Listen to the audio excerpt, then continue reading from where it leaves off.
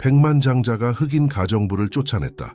모두가 웃었지만 5년 후 시작하기 전에 채널을 구독하는 것을 잊지 마세요.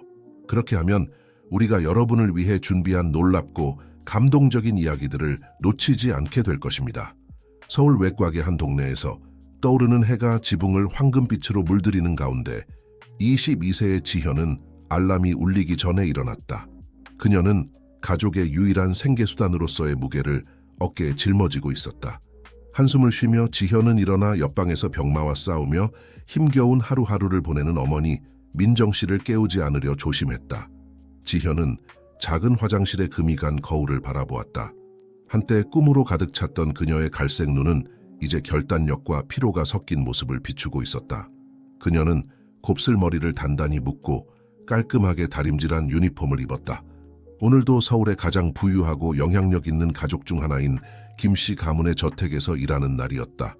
나가기 전에 지현은 어머니의 이마에 입을 맞추고 동생인 12세의 민수와 10세의 은비를 위해 아침을 준비해 두었다. 공부 열심히 해라고 속삭였지만 동생들은 아직 자고 있었다. 교육이 더 나은 미래로 가는 열쇠라고 항상 말하곤 했다. 혼잡한 버스는 지현을 그녀의 소박한 동네에서 일하는 고급 주택가로 데려갔다. 매 정거장마다 도시의 풍경이 변하는 것을 바라보았다. 건물은 점점 높아지고 거리는 더 넓어졌다. 마침내 그녀의 목적지에 도착했다. 완전히 다른 세상. 김씨 저택의 웅장한 문을 지나면서 지현은 익숙한 불평등의 무게를 느꼈다. 그 집은 그리스식 기둥과 정성스럽게 가꾸어진 정원으로 이루어진 호화로움의 상징이었다. 그녀는 항상 그랬던 것처럼 뒷문으로 들어갔고 엄격한 눈빛의 가정부 은주 씨가 그녀를 맞이했다. 또 늦었어, 지현. 은주 씨는 손목시계를 확인하며 꾸짖었다. 죄송합니다, 은주 씨. 버스가... 지현이 변명하려 했지만 은주 씨가 말을 끊었다. 변명은 그만두고 김 사장님이 즉시 당신을 보자고 하셔. 지현의 심장이 빨리 뛰기 시작했다. 사장님의 사무실로 호출되는 것은 결코 좋은 신호가 아니었다. 망설이는 발걸음으로 대리석 계단을 올랐다. 계단 하나하나가 점점 더 무겁게 느껴졌다. 김 사장님, 김씨 가문의 가장은 폭발적인 성격과 무관용으로 유명했다. 그는 키가 크고 회색 머리와 날카로운 파란 눈을 가진 주변 사람들을 작아지게 만드는 아우라를 풍겼다. 들어와. 지현이 조심스럽게 문을 두드리자 그의 무거운 목소리가 울렸다. 지현은 들어가며 고개를 숙였다. 사장님이 저를 부르셨다고 들었습니다. 김 사장님은 잠시 동안 그녀를 관찰하며 차가운 눈빛으로 그녀를 훑어보았다. 그래, 지현. 다음 주에 중요한 저녁 식사를 위해 외국인 투자자들을 초대할 예정이다. 네가 모든 것을 준비하는 책임을 맡아라. 지현은 놀라서 눈을 들어 올렸다. 제가요, 사장님? 하지만 은주 씨가 더 적합하지 않을까요? 내가 내게 이 책임을 주는 거다. 김 사장님은 그녀의 말을 거칠게 끊었다. 내 가치를 증명할 기회로 생각해라. 나를 실망시키지 마라. 지현은 침을 삼키며 고개를 끄덕였다. 네, 사장님, 최선을 다하겠습니다. 그 후 며칠 동안 지현은 완벽한 저녁 식사를 준비하기 위해 애썼다. 셰프와 함께 메뉴를 선택하고 장식을 고르고 청소팀을 조율했다. 어떤 것도 실패하지 않기 위해 모든 세부 사항을 생각하고 또 생각했다. 행사 당일 밤 김씨 저택은 빛났다. 지현은 더 정식 유니폼을 입고 무대 뒤에서 모든 것을 감독했다. 초대된 손님들은 고급 차를 타고 도착했고 남자들은 정장을 입고 여자들은 반짝이는 보석을 착용했다. 저녁 식사는 문제없이 진행되었다. 지현은 멀리서 지켜보며 각 접시가 서빙될 때마다, 각 잔이 채워질 때마다 심장이 두근거렸다. 김 사장님은 만족스러운 눈빛을 보냈다. 마지막 손님이 떠난 후 지현은 피곤하지만 안도하며 청소를 조율하기 시작했다. 그때 김 사장님이 주방에 나타났다. 지현, 내 사무실로 와라. 그는 명령했다. 지현은 두려움과 희망이 섞인 감정으로 그를 따라갔다. 아마도 칭찬이나 보너스를 받을 수 있을지도 모른다고 생각했다. 사무실에서 김 사장님은 위스키 한 잔을 따랐다.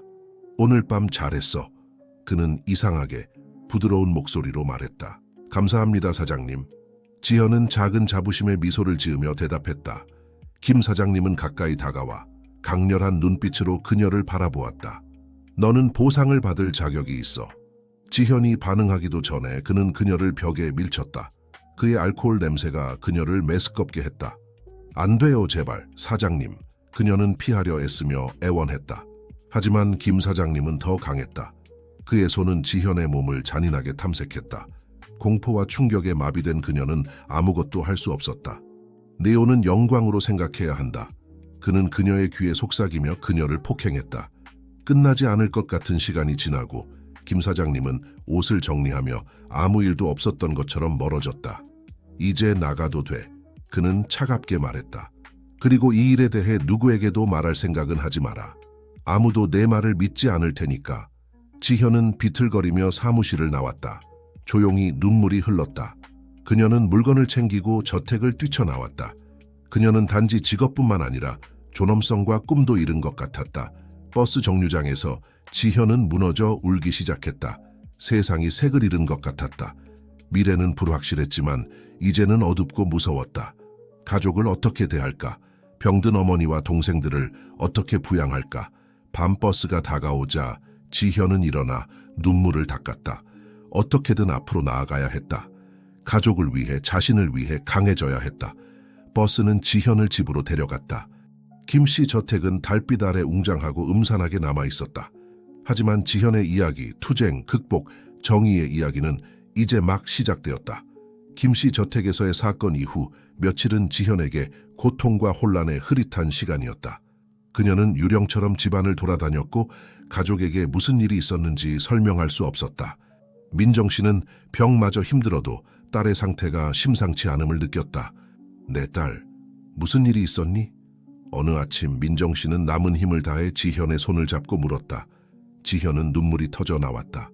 엄마, 나 직장을 잃었어. 그녀는 간신히 말했다. 그러나 그녀를 갉아먹는 진실은 말하지 않았다. 침묵이 이어졌다. 옆방에서 놀던 민수와 은비는 언니의 억눌린 울음을 듣고 놀라 멈췄다. 괜찮을 거야, 딸아. 민정 씨는 지현의 머리를 쓰다듬으며 속삭였다. 너는 강하잖아. 우리 함께 이겨낼 거야. 어머니의 위로는 잠시나마 지현에게 힘이 되었지만 그녀가 짊어진 트라우마를 지울 수는 없었다. 몇 주 동안 지현은 새 직장을 찾아 헤맸다. 집세와 어머니의 약값은 기다려주지 않았기 때문이다. 그 절망적인 구직 활동 중 지현은 어린 시절 친구인 수진을 만났다. 수진은 도심의 작은 카페에서 일하고 있었다. 지현, 오랜만이야. 수진은 반갑게 그녀를 끌어안았다. 그러나 곧 친구의 텅 빈 눈빛을 보고 미소가 사라졌다. 무슨 일이 있었어? 약한 순간 지현은 무너졌다. 카페 한가운데서 지현은 수진에게 모든 것을 털어놓았다. 폭행, 해고, 그녀를 마비시키는 두려움. 수진은 공포와 연민으로 모든 이야기를 들었다. 지현, 그 괴물을 고발해야 해. 그녀는 친구의 손을 꼭 잡으며 말했다. 지현은 패배한 듯 고개를 저었다. 누가 내 말을 믿겠어, 수진? 그는 김 사장님이야. 나는 그냥 나야. 그건 중요하지 않아. 수진은 단호하게 말했다. 그가 한 짓은 범죄야. 그가 누구든 상관없어. 지현이 대답하기도 전에 끔찍한 생각이 그녀의 머리를 스쳤다. 혹시 임신한 건 아닐까?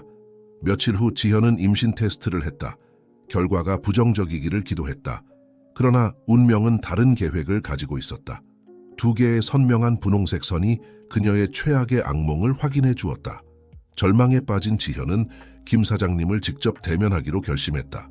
두려움에 떨리는 마음을 안고 그녀는 다시 그 저택으로 향했다.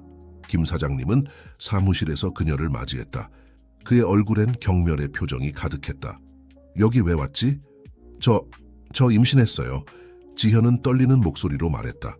김 사장님의 얼굴이 잠시 창백해졌지만 곧 다시 냉정을 찾았다. 그래서 뭘 바라는 건가? 도움이 필요해요. 지현은 애원했다. 의료 비용이랑. 잘 들어. 김 사장님은 차갑게 그녀를 끊었다. 날 협박하려는 거라면 큰 오산이야. 아무도 네 말을 믿지 않을 거야. 내 말이 훨씬 더 가치가 있거든. 그는 일어나 그녀를 내려다 보았다. 지금 당장 나가. 다시 이런 얘기를 꺼냈다간 내 인생을 지옥으로 만들어줄 테니. 지현은 충격에 휩싸여 저택을 나왔다. 위협이 귓가에 울렸다. 그녀는 길을 헤매다 다시 수진의 카페로 돌아왔다. 지현, 무슨 일이야? 수진은 친구의 상태에 놀라 물었다. 지현은 흐느끼며 임신과 김 사장님과의 대면을 이야기했다. 수진은 그녀를 꼭 안아주며 위로했다. 넌 혼자가 아니야. 수진은 말했다. 우리가 해결책을 찾을 거야. 그때 한 청년이 그들의 테이블로 다가왔다. 그는 키가 크고 안경을 쓴 친절한 미소를 지닌 사람이었다. 그는 자신을 민혁이라고 소개했다. 죄송합니다. 이야기를 엿들었어요. 그는 말했다. 저는 무료 법률 상담을 하는 변호사입니다. 도울 수 있을 것 같아요. 지현은 그를 의심스럽게 바라보았지만 수진은 격려의 눈빛을 보냈다. 믿어도 돼, 지현. 민혁은 좋은 사람이야. 망설이며 지현은 민혁에게 자신의 이야기를 털어놓기 시작했다. 젊은 변호사는 진지하게 듣고 그녀가 사건을 이야기할 때마다 분노로 얼굴이 일그러졌다. 김 사장님이 한 짓은 중대한 범죄입니다. 민혁은 그녀가 이야기를 마쳤을 때 말했다. 당신이 두려워하는 걸 이해하지만 법은 당신 편입니다. 우리는 강력한 사건을 만들 수 있어요. 그의 위협은요? 지현은 두려움에 떨며 물었다. 그것도 범죄입니다. 민혁은 설명했다. 증인 협박, 그것도 그의 죄목에 추가할 수 있어요. 몇 주 동안 지현은 민혁과 변호사인 은주 씨와 함께 사건을 준비했다. 고통스러운 세부 사항을 되새기는 과정은 고통스러웠지만 그녀는 조금씩 더 강해지고 결단력을 다졌다. 한편 집에서는 지현이 가족에게 진실을 털어놓아야 하는 또 다른 도전에 직면했다. 어느 밤 그녀는 용기를 내어 작은 거실에서 어머니와 동생들을 모았다. 엄마, 얘들아, 중요한 얘기가 있어. 그녀는 떨리는 목소리로 시작했다. 민정 씨는 걱정스러운 눈빛으로 딸의 손을 잡았다. 무슨 일이니, 딸아? 지현은 깊이 숨을 들이쉬고 모든 것을 말했다. 폭행, 임신, 그리고 법적 절차. 눈물이 그녀의 얼굴을 타고 흘렀지만 목소리는 흔들리지 않았다. 이야기가 끝나자 거실은 무거운 침묵에 휩싸였다. 10살의 은비가 먼저 침묵을 깼다. 그녀는 언니의 품에 안겼다. 우리는 너를 사랑해, 언니. 그녀는 울며 말했다. 그 나쁜 사람이 다시는 너를 해치지 못하게 할 거야. 12살의 민수도 눈물에 젖은 눈으로 강하게 고개를 끄덕였다. 맞아. 우리 가족을 건드리는 사람은 없을 거야.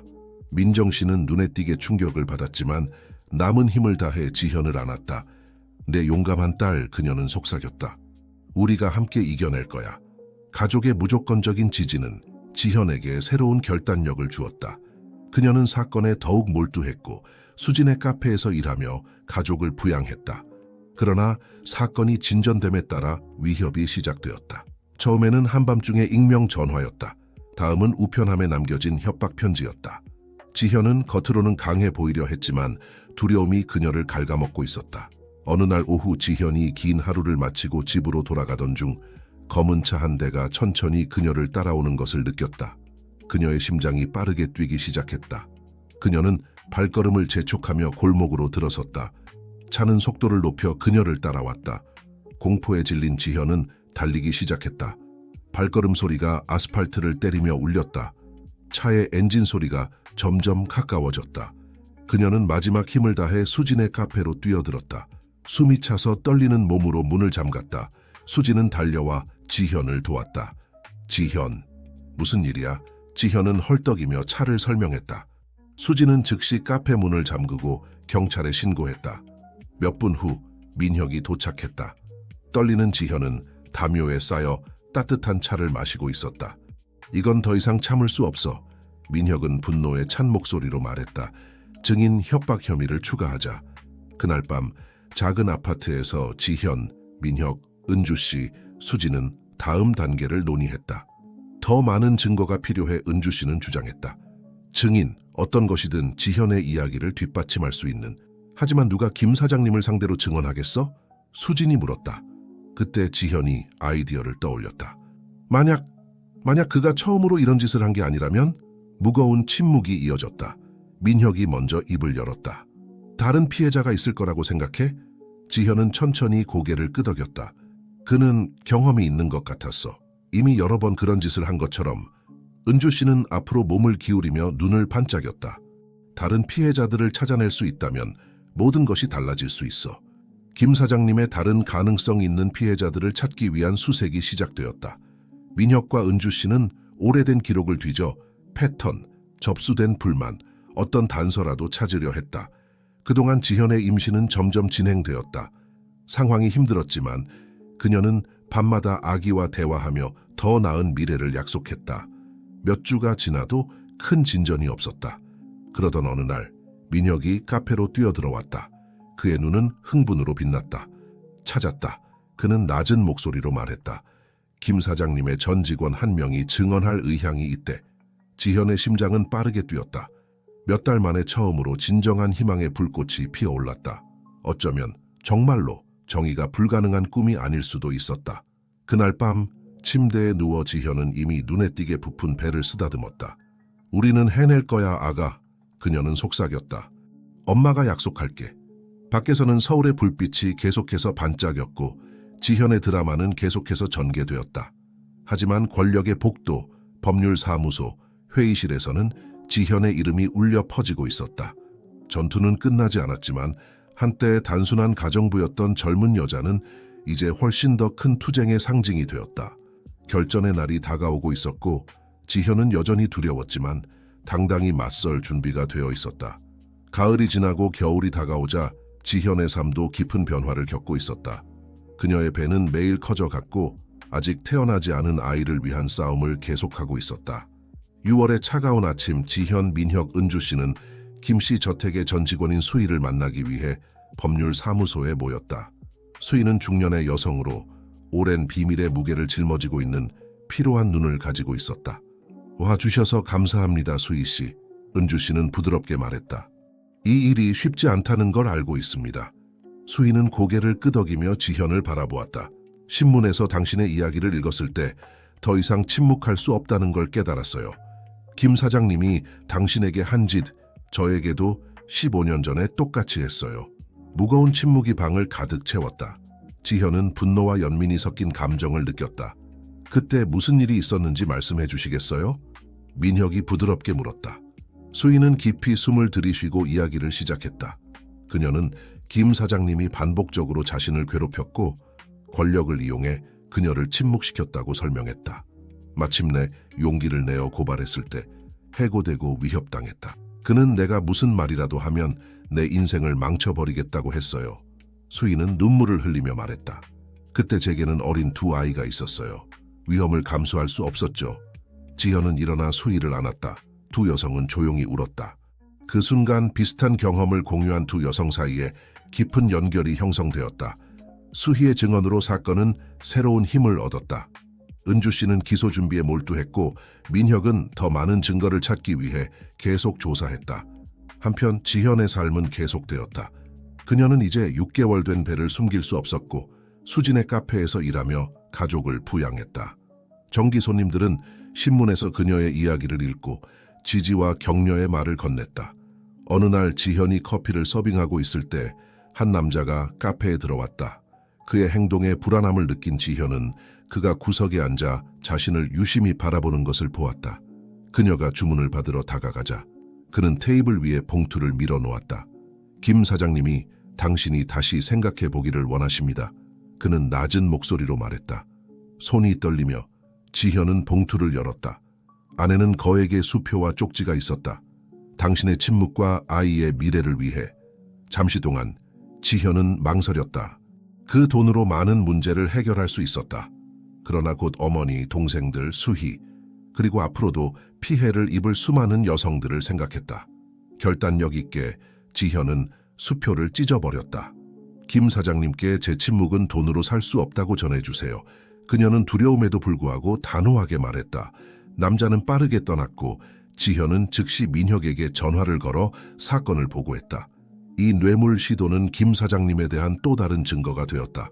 시간이 흐르면서 재판 날짜가 다가왔다. 언론은 사건에 더 많은 관심을 기울였고 여론은 나뉘었다. 많은 사람들이 지현을 지지했지만 일부는 그녀의 동기를 의심하며 그녀를 권력 있는 남자를 상대로 돈을 뜯어내려는 사람으로 몰아갔다. 지현에 대한 압박은 날마다 커져갔다. 그녀는 매일 위협을 받았고 일부는 그녀뿐만 아니라 가족에게도 향했다. 민혁은 그녀와 가족의 안전을 걱정해 판사에게 보호 요청을 했다. 어느 날 밤 지현이 경찰의 호위를 받으며 집으로 돌아가던 중 고속으로 달려오는 차가 나타났다. 경찰은 마지막 순간에 지현을 밀어냈지만 자신은 피하지 못했다. 충격은 심각했고 경찰은 중상을 입었고 지현은 충격 상태에 빠졌다. 병원에서 가족, 민혁, 수진이 둘러싸인 가운데 지현은 두려움과 죄책감과 싸웠다. 아마도 포기해야 할지도 몰라. 그녀는 눈물을 흘리며 속삭였다. 더 이상 사람들을 위험에 빠뜨릴 수 없어. 민정 씨가 약한 목소리로 말했다. 내 딸, 너는 더 큰 것을 위해 싸우고 있어. 지금 포기할 수 없어. 민혁도 동의하며 지현의 손을 잡았다. 이 공격은 우리가 가까워졌다는 증거야. 김 사장님이 절박해졌어. 그날 밤 병원 침대에 누워 지현은 결심했다. 그녀는 물러서지 않을 것이다. 자신을 위해, 아이를 위해, 수희를 위해, 그리고 아직 목소리를 내지 못한 모든 피해자들을 위해 끝까지 싸울 것이다. 다음 날 아침 모두를 놀라게 하며 지현은 언론과의 인터뷰를 요청했다. 카메라 앞에서 민혁이 옆에 있는 가운데 그녀는 용기 있는 선언을 했다. 저는 지현입니다. 저는 가정부였고 딸이며 언니이며 미래의 엄마입니다. 김 사장님에게 폭행당했습니다. 그는 자신이 법 위에 있다고 믿는 사람입니다. 저는 여기서 말합니다. 침묵하지 않을 것입니다. 협박에 굴복하지 않을 것입니다. 그리고 같은 경험을 한 다른 여성들에게 말합니다. 우리 함께 싸웁시다. 우리는 정의를 찾을 수 있습니다. 지현의 연설은 빠르게 소셜미디어를 통해 퍼져나갔다. 그 후 몇 시간 동안 은주 씨의 사무실은 김 사장님을 상대로 증언할 의향이 있는 다른 여성들의 전화로 가득 찼다. 한편 김 씨 저택에서 김 사장님은 지현의 선언을 보며 분노와 두려움이 섞인 표정을 지었다. 그의 권력과 영향력의 요새가 무너져 내리기 시작했다는 것을 느꼈다. 분노에 차서 그는 위스키 잔을 TV에 던졌다. 저 여자가 태어난 걸 후회하게 만들어야 해. 그는 변호사에게 으르렁거렸다. 우리가 가진 모든 자원을 동원해 그녀를 파멸시켜. 법정에서의 전투는 서서히 다가오고 있었다. 한쪽에는 권력과 영향력을 가진 김 사장님이 있었고 다른 쪽에는 정의를 위해 싸우는 지현과 그녀를 지지하는 여성들이 있었다. 재판일이 다가오자 서울의 긴장은 고조되었다. 누구나 알았다. 지현 대 김 사장님의 사건이 끝나면 서울의 삶은 결코 예전과 같지 않을 것이라는 것을 재판 당일 서울의 법원은 전례 없는 긴장감에 휩싸였다. 지현, 이제 임신 8개월인 그녀는 경찰의 호의를 받으며 법정에 도착했다. 그녀는 단정한 드레스를 입고 당당하게 걸었다. 반대편에서는 김 사장님이 방탄 리무진을 타고 도착했다. 그의 주위에는 비싼 변호사들과 홍보 담당자들이 있었다. 그의 얼굴에는 걱정의 기색이 역력했다. 법정 안은 긴장으로 가득 찼다. 중년의 판사는 심각한 표정으로 방을 둘러보았다. 법정을 개정합니다. 법원 서기가 선언하자 방 안은 일순간 고요해졌다. 다음 몇 시간은 감정의 롤러코스터였다. 은주 씨가 이끄는 검찰은 철저하게 준비된 사건을 제시했다. 지현은 첫 번째 증인으로 나섰고 처음에는 떨리던 그녀의 목소리는 점점 강해졌다. 그는 그날 밤 댁에서 단지 직업을 빼앗은 것이 아닙니다. 지현은 김 사장님을 똑바로 바라보며 말했다. 그는 제 존엄성과 목소리를 빼앗으려 했습니다. 하지만 오늘 저는 그것들을 되찾으러 왔습니다. 다음으로 수희가 증언했다. 그녀의 증언은 김 사장님의 행동 패턴을 입증했다. 한 명씩 다른 여성들이 나와 비슷한 경험을 이야기했다. 김 사장님의 변호사들은 맹렬히 방역했다. 그들은 각 증인을 무력화하려 했고 지현을 야심찬 가정부로 몰아갔다. 여러분, 이 사건은 한 명의 명예로운 남자를 파괴하려는 음모입니다. 변호사는 주장했다. 이 여성들은 지현을 필두로 김 사장님에게서 돈을 뜯어내려는 것입니다. 재판은 며칠 동안 이어졌고 각 세션은 이전보다 더 강렬했다. 언론은 매 순간을 보도하며 지현을 지지하는 사람들과 반대하는 사람들이 논쟁을 벌였다. 그러던 중 민혁은 김 사장님의 전 경호원을 찾아냈다. 그는 증언할 의향이 있었다. 그의 증언은 김 사장님이 여러 차례 불리한 증거를 처리하도록 지시받았다는 것을 밝혔다. 법정 밖에서는 지현의 임신이 점점 더 두드러졌다. 그녀는 밤마다 아기와 대화하며 더 나은 세상을 약속했다. 재판이 끝나갈 무렵 지현은 마지막 증언을 했다. 그녀는 마리아를 품에 안고 법정에 섰다. 그녀의 마지막 증언은 심지어 가장 회의적인 사람들까지도 감동시켰다.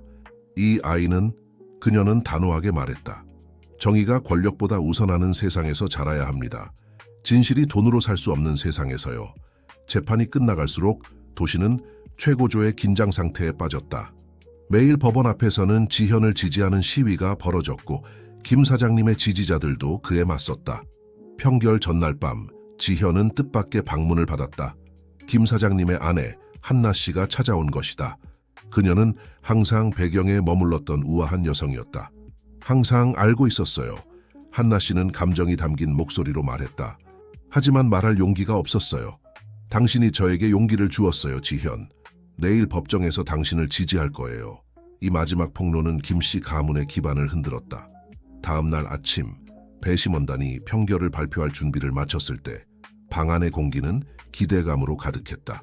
판사는 방을 둘러보며 그의 망치를 준비했다. 배심원단은 평결에 도달했습니까? 배심원 대표가 일어나 종이를 펼쳤다. 그 종이에는 수많은 희망과 두려움이 담겨 있었다. 네, 재판장님, 그가 대답했다.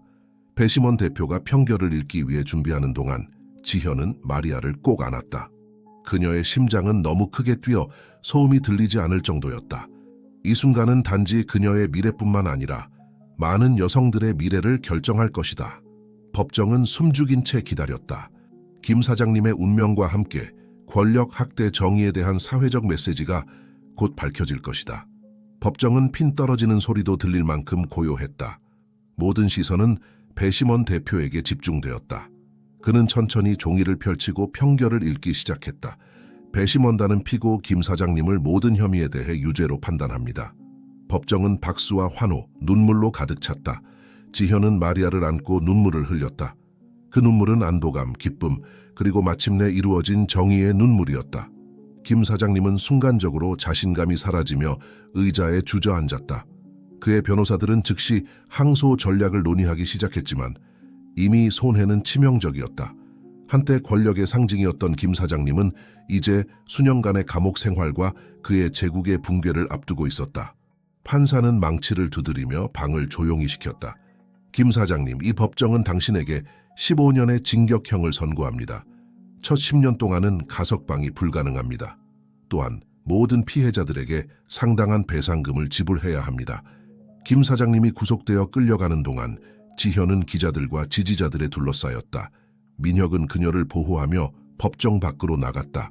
법원 계단에서 지현은 기자들에게 둘러싸였다.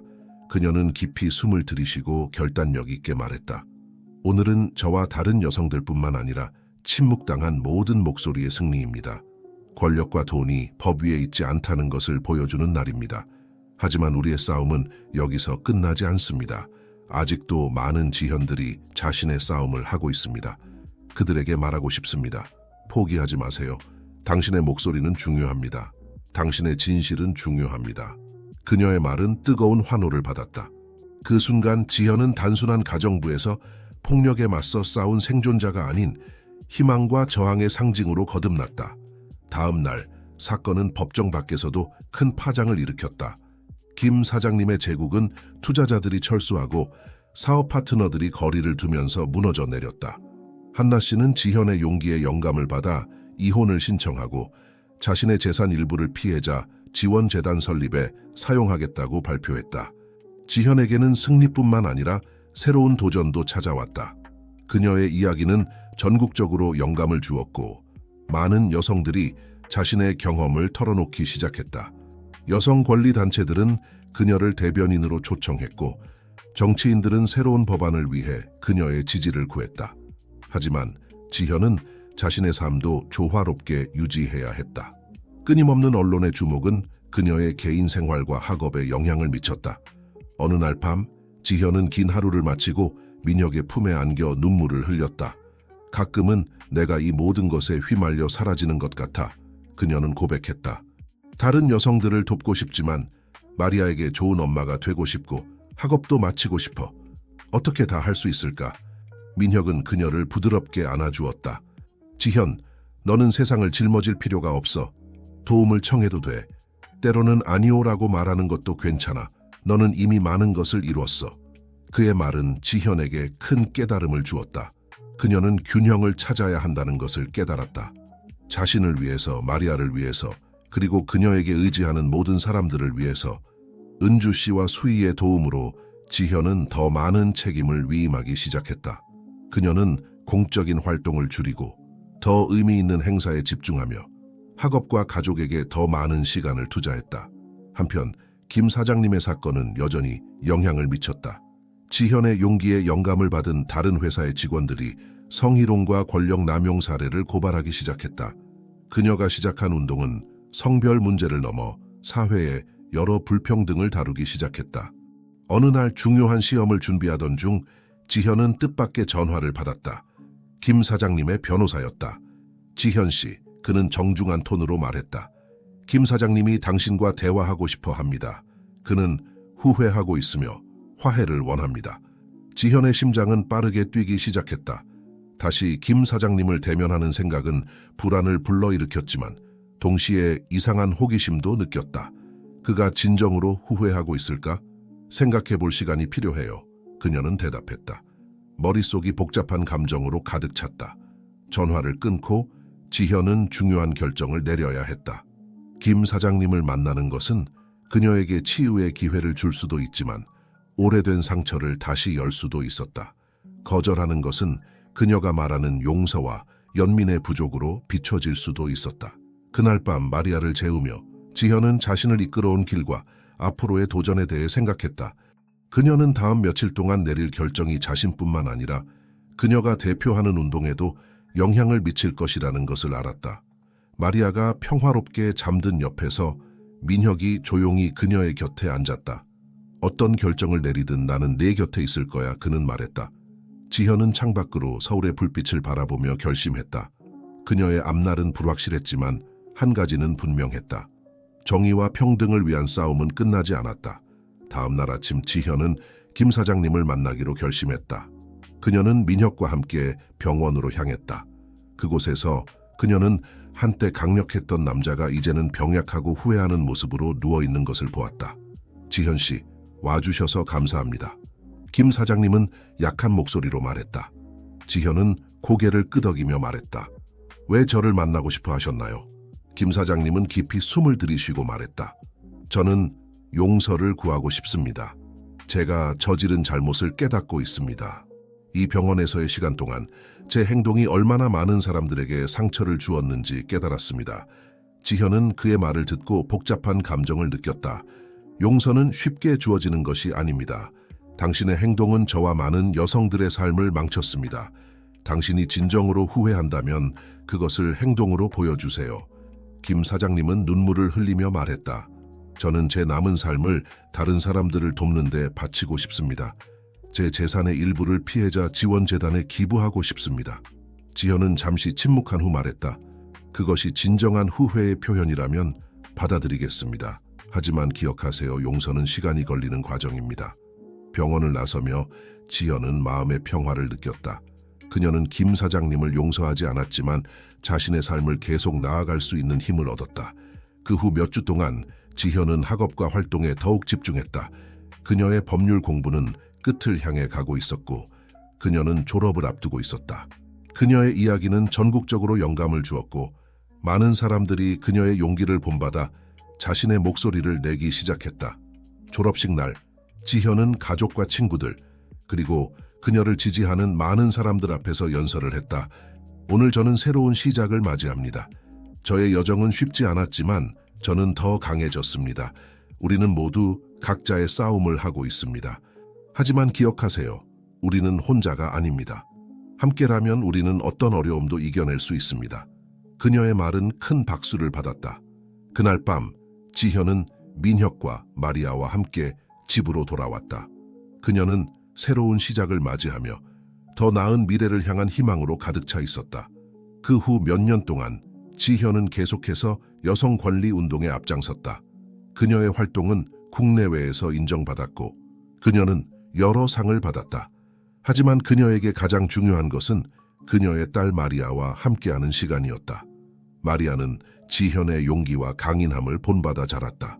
그녀는 어머니의 발자취를 따라 법을 공부하고 약자들을 돕는 일을 했다. 지현의 이야기는 끝나지 않았다. 그녀는 계속해서 새로운 도전과 기회를 맞이하며 세상을 더 나은 곳으로 만들기 위해 노력했다. 그녀의 용기와 결단력은 많은 사람들에게 영감을 주었고 그녀의 이름은 정의와 희망의 상징으로 남았다.